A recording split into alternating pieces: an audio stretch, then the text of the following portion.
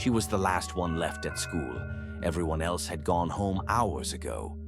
The lights buzzed, echoing down empty hallways.